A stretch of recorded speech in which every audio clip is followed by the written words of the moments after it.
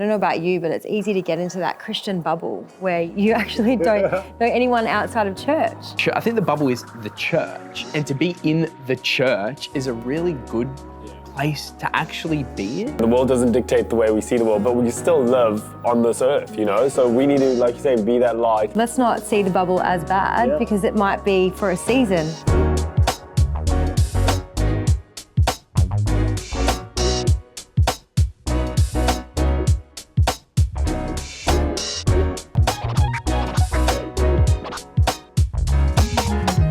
Well, thanks for joining me for another conversation and, learning to be confident in sharing our faith in Jesus. We're unpacking the idea of connect and telling people about Jesus, but the big question is, how do we tell them about Jesus if we only know Christians? I don't know about you, but it's easy to get into that Christian bubble where you actually don't know anyone outside of church. So is this something that you guys have experienced, and how are you going with that? Yeah, I will be the first one to say, for me anyways, everyone's different in their journey. But for me, I grew up as a Christian, so all I've known and all I've been is literally, I feel like I was born in the church. And so I was consistently always surrounded by Christian people, which is not always a bad thing, but it was that's it. There's no, besides school or besides maybe going to the park and other friends or your neighbors. But basically, I felt like, this is it. Oh, this is it. This is all the people, and you just know them already. And they all know Jesus. So it's oh, cool. Yeah. Instant friends. Yeah. Awesome. But I can relate to that as I also grew up in a Christian household, and super grateful for that, to not, don't take that for granted whatsoever. But then after school, I then was a youth pastor for a few years. And that also further, I would say, put me in the center of a Christian bubble where the people I did life with and hung out with, the people I worked with, the people I went to church with, my family was just Christian 24/7, that it was, grateful for that at the same time, but if I'm being honest, never spoke to anyone from the outside world unless it was, a brief interaction at a restaurant or something like that. It was just in that bubble to the center that, you just get trapped in that and you just get comfortable. Yeah. It's definitely such a tricky thing because I grew up in the Christian church and for a long time I was in that bubble. But also once you start stepping outside of that bubble, you have to face the realities of people who are still in that bubble, being disappointed that you don't have time for them, and being criticized for that, but knowing actually this is normal. Yeah. To live. That's the thing, we're not of the world, what I'm saying? The world doesn't dictate the way we see the world, but we still live on this earth, So we need to, like you say, be that light.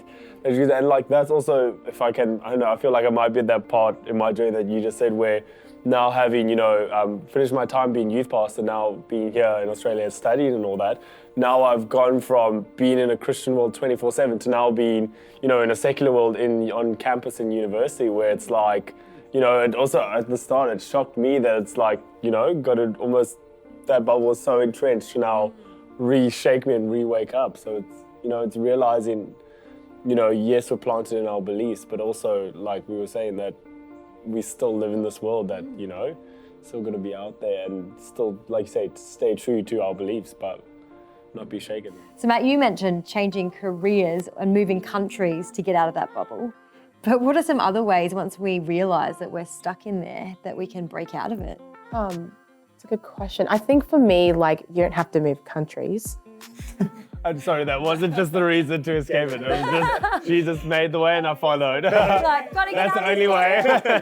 South African bubble. Extreme. But I think for those that actually not moving countries, you know what I mean by that. I think just doing something that you love, I think for me was joining a sporting crew or if you love touch, do touch. For me was CrossFit and doing exercise.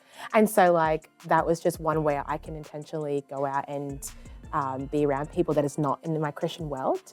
And then also you have that one common ground of, oh, we like to exercise. Awesome. Then you can start from there. So it's a bit easier too. Yeah. My journey's been a bit different. It's kind of a typical prodigal son kind of journey. And I don't want to discount the bubble. The bubble is actually really special because having started outside of the bubble and my testimonies, a story of drugs, and anyways, all kinds of different stuff, and radically saved, delivered in an instant moment and set free, which I'm grateful for. That the bubble was, so to speak, the bubble was the best place for me. And I actually had to separate myself from the world, because the world is actually the bad place. You know what I mean? Like, that's the bad place, to be in the world. And to be in the church, I think the bubble is the church. And to be in the church is a really good place to actually be in. It's a safe place. And I had to distance myself from all of the people. I had to, because otherwise I would have ended up back in the world so quickly and easily. And I remember the Lord saying to me, I need you to just let go of your friends. I need you to let go of that and come and see and journey a new way of life. And after journeying that for a while, then God has kind of reignited almost some of those relationships outside of the church to, it's been really great. I actually tried to step back and tell people in my old world about Jesus about a month or two into knowing him. And sometimes it was okay, but I actually ended up in a really bad place a couple of those times. My heart was to help people, but it just kind of went the wrong way, I suppose. It's a really interesting perspective. I love that, to go, let's not see the bubble as bad, because it might be for a season.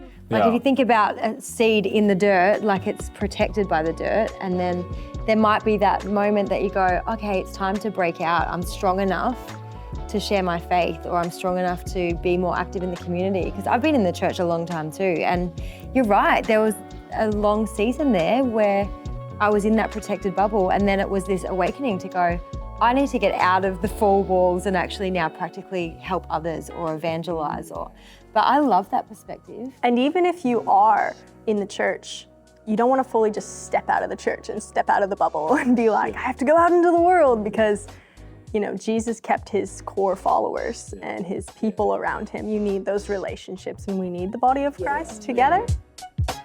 I'm guessing that's mine. Happy, Tim? Wow, wow, wee, wow. Wow, wow.